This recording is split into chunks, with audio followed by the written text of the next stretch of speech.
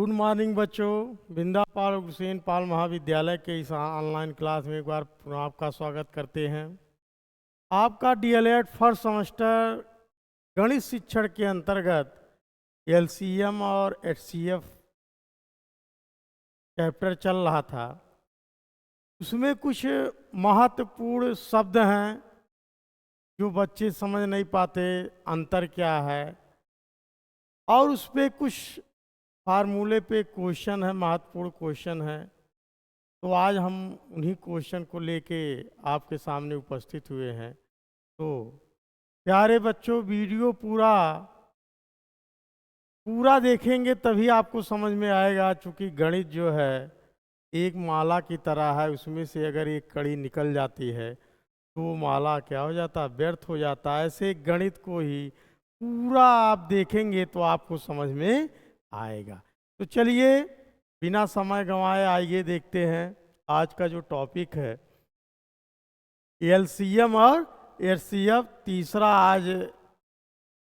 तीसरा कक्षा है एलसीएम एचसीएफ में। तो इसमें क्या है, जैसे कुछ शब्द हैं, उस शब्द में जैसे आपका एक शब्द है अपवर्थ। क्या शब्द है? अपवर्थ।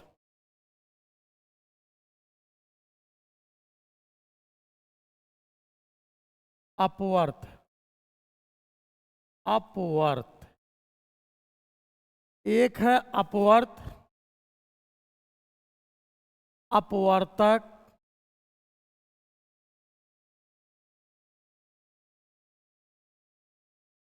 अपवर्तक।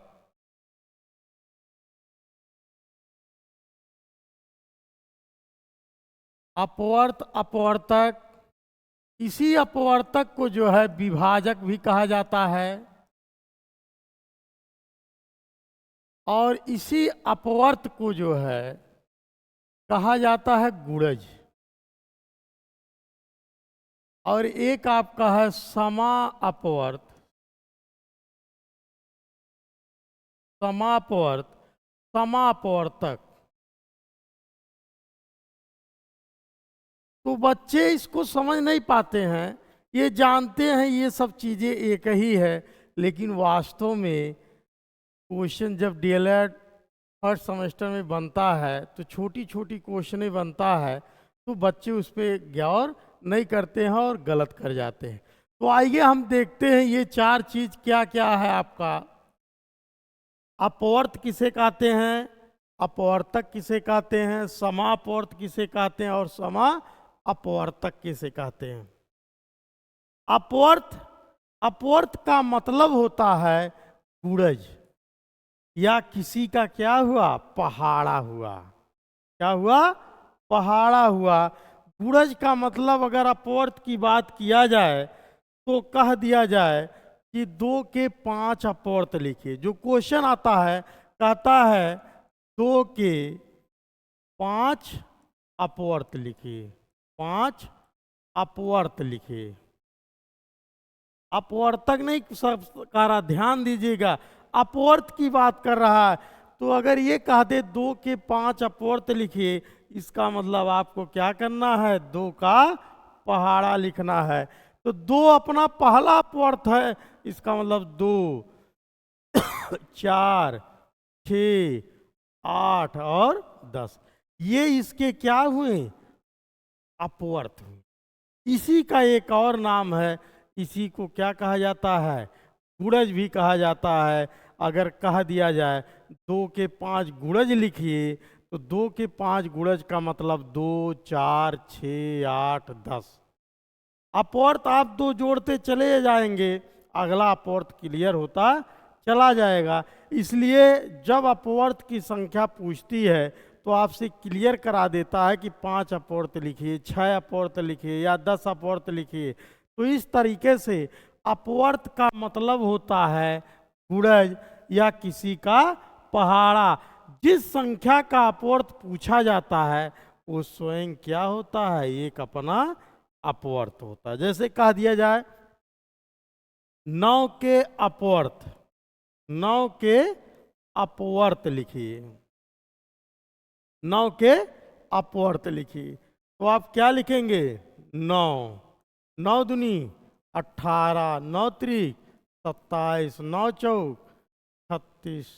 इस तरीके से आप लिखते हुए चले जाएंगे, 9 जोड़ते हुए चले जाएंगे, तो आपका अगला अपवर्त क्लियर होता चला जाएगा। तो अपवर्त और अपवर्तक दोनों में क्या है? बहुत अंतर है। तो याद रखिएगा ये चीज़ें। अपवर्त की जब बात करता है तो गुणज की बात कर रहा है, इसका मतलब उसका क्या है? आप पहाड़ा लिखते हुए चले जाएंगे। उसी को कभी काल गुणज के रूप में देता है और कभी काल अपवर्त कहता है।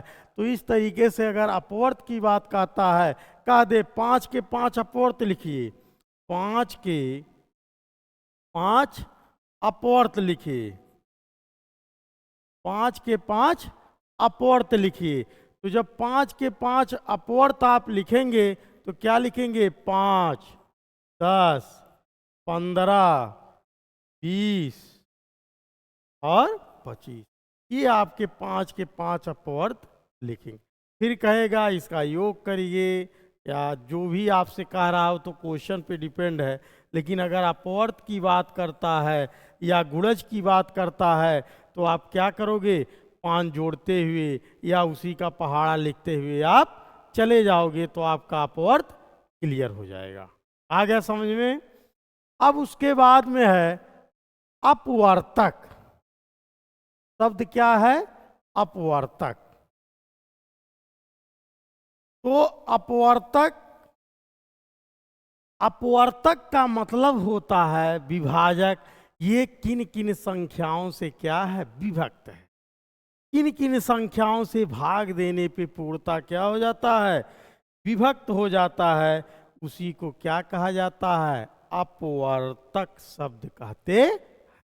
इसी को कभी काल विभाजक भी कहा जाता है। तो अपवर्तक में कह दिया जाए 12 के अपवर्तक लिखिए, 12 के अपवर्तक, 12 के अपवर्तक लिखिए। क्वेश्चन आया हुआ है डीएलएड में, तो याद रखिएगा अपवर्त की अगर बात कर रहा है तो 12 को 12, 12 दूनी 24, 12 तिया 36, 12 चौक 48, ये 5 कह रहा तो 5 अपवर्त लिखे, 12 पचे 60। लेकिन अगर अपवर्तक की मतलब बात कर रहा है तो ये संख्या किन किन संख्याओं से क्या होता है? विभाजित होता है। वही क्या कहलाता है? अपवर्तक कहलाता है। जैसे कह दिया जाए 12 के अपवर्तक, तो एक क्या होता है? एक से सभी संख्याएं कटती हैं, तो एक भी अपवर्तक की श्रेणी में आता है। एक के बाद 12 किससे कटेगा? 2 से, 2 भी इसके अपवर्तक हैं। उसके बाद 3 से भी कटेगा, फिर 4 से भी कटेगा, 6 से भी कटेगा और 12। ये इसके क्या हुए? अपवर्तक हुए। अगर कह दिया जाए 2 का अपवर्त है 12 की नहीं, तो आप कहोगे 2 का अपवर्त 12 है और 12 का अपवर्तक 2 है। एकदम क्लियर होना चाहिए। अब आपको अपवर्त और अपवर्तक में कोई कंफ्यूजन नहीं होना चाहिए। अगर ये कह दिया जाए 3 12 का क्या है, तो 3 12 का अपवर्तक है। लेकिन ये कह दिया जाए 12 3 का क्या है, तो क्या है? अपवर्त है। ऐसे 4 भी, 6 भी और 12 भी। तो इस तरीके से जब अपवर्तक की बात करता है तो वो संख्या किन किन संख्याओं से विभक्त होता है, वही उसका क्या कहलाता है? अपवर्तक कहलाता है। जैसे एक एग्जाम्पल और देख लीजिए, कह दिया जाए कि 18 के सभी अपवर्तक लिखिए, अपवर्तक लिखिए। 18 के सभी अपवर्तक लिखिए। तो अब अपवर्तक आप लिखते हुए चले जाएंगे। 18 के अगर अपवर्तक की बात है तो एक तो ऑलरेडी रहेगा। फिर देख रहे हो 18 2 से कटेगा कि नहीं कटेगा, तो 2 से भाग दोगे, 2 9 18, 2 से भी कट रहा है। उसके बाद 3 छक 18, 3 से भी कट रहा है। आप 4 से, तो जिस संख्या से पूर्णता विभाजित होगा वही उसका क्या होता है, अपवर्तक होता है। 5 से भी नहीं कटेगा, 6 से आपका कट रहा है, तो 6 भी 18 क्या क्या है, अपवर्तक है। उसके बाद 6 के बाद 8, 8 से कट रहा, नहीं कट रहा, फिर 9 से कट रहा है, उसके बाद किससे कट रहा है, 18 से। 18 से 18 में भाग दोगे तो ये इसके क्या हुए, अपवर्तक हुए। तो याद रखिएगा, आप गलती नहीं होना चाहिए। अगर अपवर्त की बात कर रहा है तो आप इसी का पहाड़ा 18 दूनी 36, 18 तिया 54, 18 चौक 72, ये आपके अपवर्त है। लेकिन अगर कारा सभी अपवर्तक लिखिए, याद रखिएगा शब्द को, बच्चे गलत कर जाते, इसको ध्यान से पढ़िएगा। तो अपवर्तक की बात कर रहा है तो आप वो संख्या किन किन संख्याओं से पूर्णतः विभाजित होता है, वही क्या कहलाता है, अपवर्तक कहलाता है। इसका मतलब 18 का अपवर्तक क्या होगा, 1 2 3 4 6 और 18। इस तरीके से आप अपवर्तक क्लियर कर सकते हैं। अब उसके बाद में आ जाओ, समापवर्तक क्या है। समापवर्तक,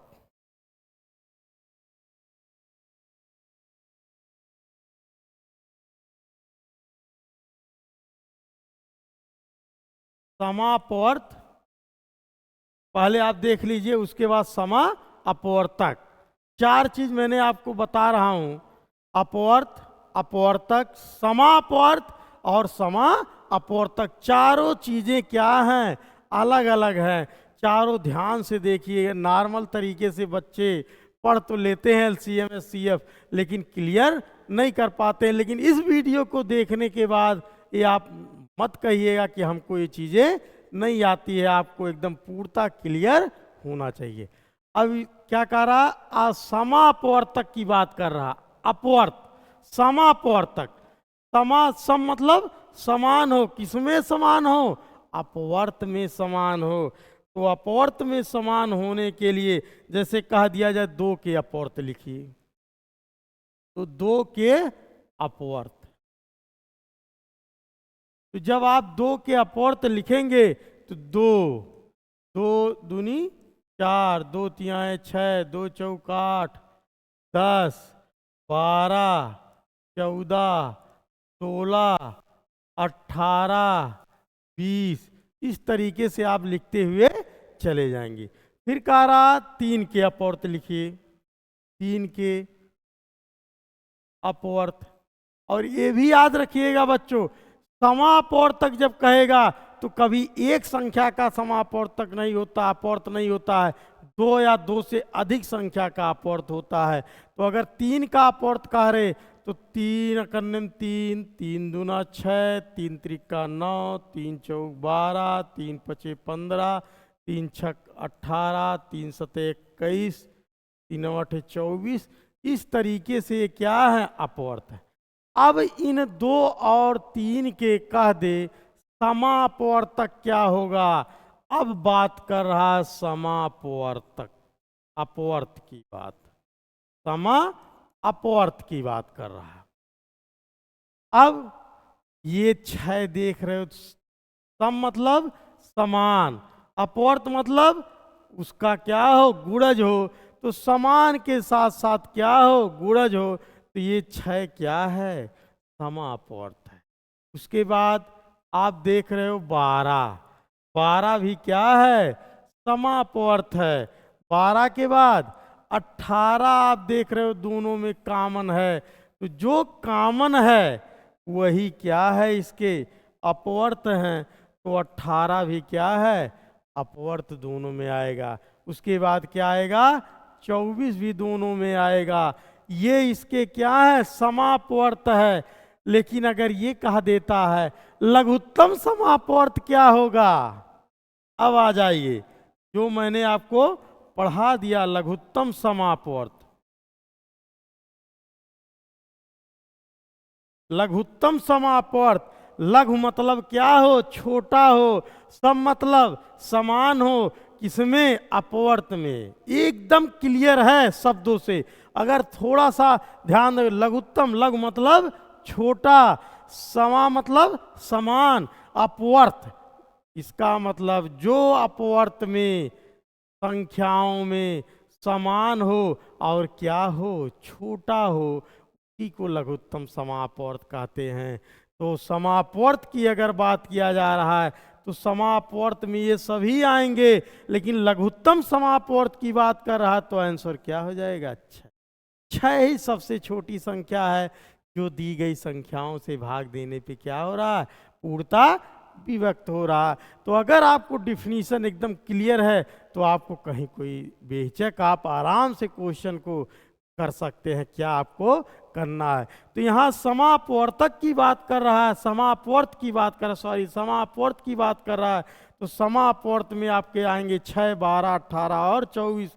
लेकिन अगर कहा दे 2 और 3 का लघुत्तम समापवर्त ज्ञात कीजिए, तो 2 और 3 का लघुत्तम समापवर्त क्या है, 6।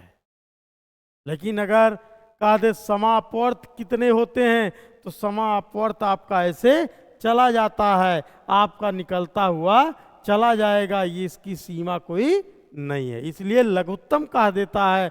लघुत्तम मतलब लघु मतलब छोटा हो, सम मतलब समान हो, अपवर्त में जो संख्या क्या हो, समान हो छोटे के साथ साथ, वही क्या कहलाता है, लघुत्तम समापवर्त कहलाता है, या इसको समापवर्तक। तो आ गया आप समापवर्त की बात। आप समापवर्त में अब आपको कोई कंफ्यूजन नहीं होना चाहिए, अपवर्त में जो समान हो वही समापवर्तक समापवर्त कहलाता है। अब आइए हम देखते हैं समापवर्तक। समापवर्तक,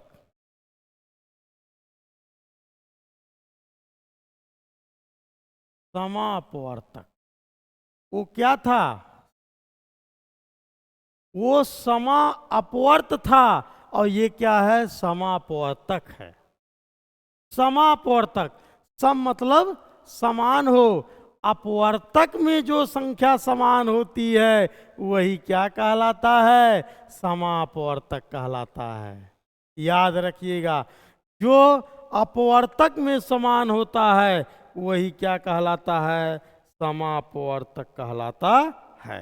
जैसे 12 के अपवर्तक, 12 के अपवर्तक, 12 के अपवर्तक लिखिए, 1, 2, 3, फिर 4 से भी कटेगा, 6 और 12, ये क्या है, अपवर्तक है। उसके बाद एक और ले लीजिए, 10 के ले लीजिए, 10 के अपवर्तक,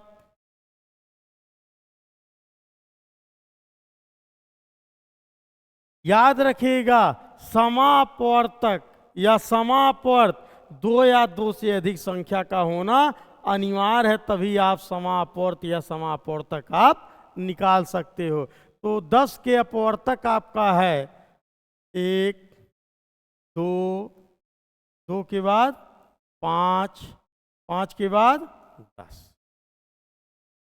अब कह रहा है इसके क्या, समापवर्तक। समापवर्तक, अब इसमें क्या हो, जो दोनों में समान हो, समापवर्तक। तो 2 क्या है, दोनों में समान है, वही क्या कहलाता है, समापवर्तक कहलाता है। समापवर्तक में आपका ये क्या आया, 2 आया, और इसी में कहा देता है महत्तम समापवर्तक। अब महत्तम मतलब क्या होगा, बड़ा। महत्तम अगर समापवर्तक, तो जो सबसे बड़ा कॉमन फैक्टर होता है वही महत्तम समापवर्तक होता है। अगर 2 से बड़ा कोई होता तो जब महत्तम समापवर्तक की बात करते तो आंसर वो होता, लेकिन अगर समापवर्तक की मैं बात कर रहा हूं तो समापवर्तक यहाँ क्या होगा, 2 होगा। आ गया समझ में। 4 चीजें मैंने आपको बताया, अपवर्त, अपवर्तक, समापवर्त और समा अपवर्तक, और ये चारों अब मैं आशा करता हूं कि आप लोग बेहतर तरीके से सीखे होंगे। उसके बाद फार्मूले पे आधारित जो क्वेश्चन है, आइए हम देख लेते हैं फार्मूले पे आधारित क्वेश्चन को।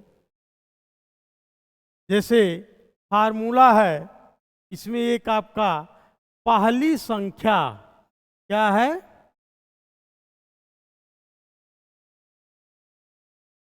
पहली संख्या गुणे दूसरी संख्या बराबर लासा गुणे मासा। लासा गुणे मासा, पहली संख्या गुणे दूसरी संख्या बराबर लासा गुणे मासा। इस सूत्र पे बार बार आपके डीएलएड फर्स्ट सेमेस्टर में क्वेश्चन आ रहे हैं, फर्स्ट और सेकंड में एक ना एक क्वेश्चन आ ही रहा। तो ये पहली संख्या, जैसे मैंने दो अगर संख्या ले लिया जाए, मान लीजिए 20 और 25, तो जो इन संख्याओं का गुणनफल होगा उसके लघुत्तम और महत्तम के गुणनफल के क्या होता है, बराबर होता है। आइए हम देख लेते हैं। 20 गुणे 25 बराबर 25 दूना 50, ये 500 हुआ। इसका लघुत्तम, अगर 20 और 25 का लघुत्तम कहा जाए तो कितना आएगा, आप बड़े को उठा के पहाड़ा पढ़ते चले जाइए।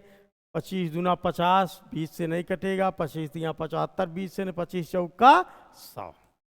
तो इनका लघुत्तम कितना आया, 100 आया, और महत्तम इनका कितना आएगा, तो 5 आएगा। तो आप क्या करोगे, 500। इसका मतलब left hand side right hand side के क्या है, इक्वल है। इसलिए ये सूत्र बताया गया है, पहली संख्या गुणे दूसरी संख्या बराबर लासा गुणे मासा। याद रखिएगा इस फार्मूलों को, एलसीएम एससीएम में बार बार क्वेश्चन आ रहे हैं। जैसे मैंने एक छोटा सा एग्जाम्पल लिया है, दो संख्याओं का मासा 35 है और उनका गुणनफल 525 है, उसमें से एक संख्या 175 है, तो दूसरी संख्या ज्ञात कीजिए। देखो ये बीटीसी 2016 में भी आया है, 2022 में आ रहा है, इस पे बार बार प्रश्न आ रहे हैं। तो फार्मूला आप ऐसे लिख देंगे, पहली संख्या गुणे दूसरी संख्या बराबर लासा गुणे मासा। अब पहली संख्या दिया है आप, या लासा कितना दिया है, 525, गुणे मासा कितना दिया है, 35, बटे क्या, पहली संख्या 175 बराबर दूसरी संख्या आपको निकालनी है।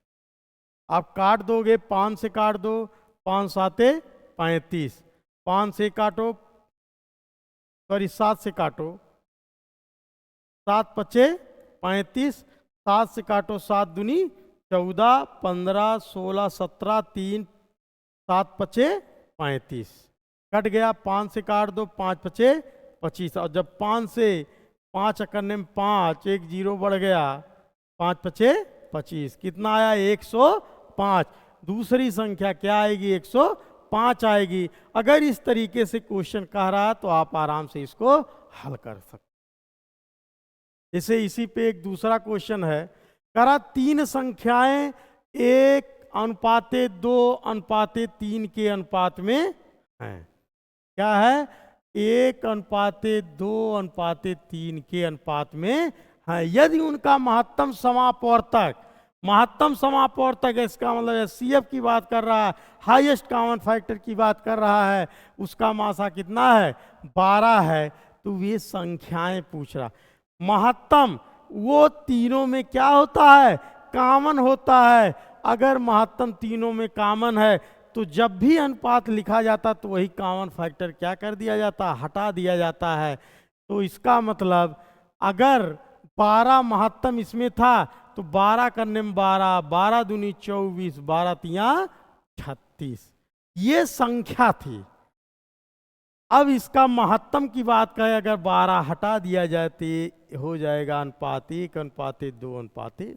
यही कह रहा कि अगर इसका महत्तम 12 है, अनुपात 1:2:3 है, तो संख्या क्या होगी, 12, 24 और 36 होगी। इसका मतलब कौन सा सही है, बी ऑप्शन आपका सही है। बहुत आसान है, आपको याद रखना चाहिए थी।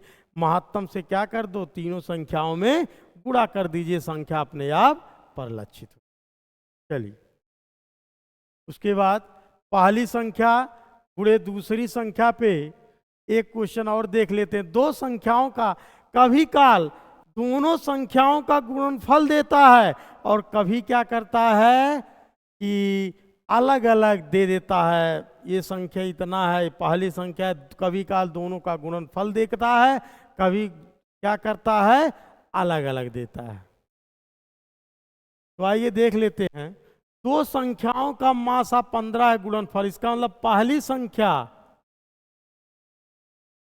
संख्या गुणे दूसरी संख्या बराबर लासा गुणे मासा, लासा गुणे मासा।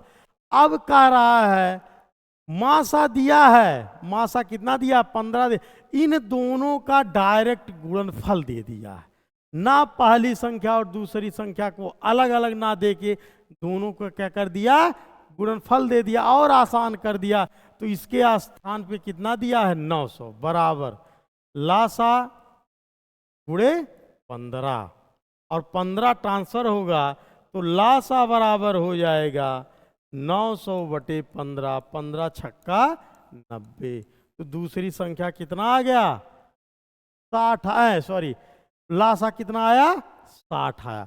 इस तरीके से 60 लासा है और मासा 15 है, जिसका गुणनफल अगर कह दिया जाए संख्याओं का गुणनफल, तो संख्याओं का गुणनफल कितना है 900। चलिए एक क्वेश्चन और देख लेते हैं। नेक्स्ट क्वेश्चन कह रहा दो संख्याओं का महत्तम समापवर्तक 11 तथा लघुत्तम समापवर्त, देखो यहां अपवर्त कहता है, सॉरी यहां अपवर्त कहता है और यहां क्या कहता है अपवर्तक। शब्द एकदम क्लियर है। करा सूत्र से इसको हल करिए, तो ऐसे फार्मूला लिख दीजिए, वही पहली संख्या गुणे दूसरी संख्या बराबर लासा गुणे मासा। अब जैसे कारा महत्तम समापवर्तक क्या है 11 और लघुत्तम समापवर्तक 693, उसमें से एक संख्या पहली संख्या को ट्रांसफर कर दोगे तो आ जाएगा यहाँ हर में 77 और ये हो जाएगा दूसरी संख्या बराबर 93 गुणे 11/77 काट दो, 11 सते 77, 7 से काटोगे 7 9 63, 7 9 63, 6 7 9 63, कितना आया 99, दूसरी संख्या 99 आया। तो आज का वीडियो इस तरीके से था और मैं आशा करता हूं कि ध्यान से देखते हुए आप लोग को समझ में आएगा। फिर नेक्स्ट वीडियो के साथ मिलते हैं। वीडियो को देखिए, लाइक करिए, कमेंट करिए। अगर कोई समस्या आपको आ रही है तो आप कमेंट भी करिए, और अगर आ रहा है प्यारे बच्चों आपको समझ में तो आप लाइक भी करिए। तब तक के लिए थैंक यू।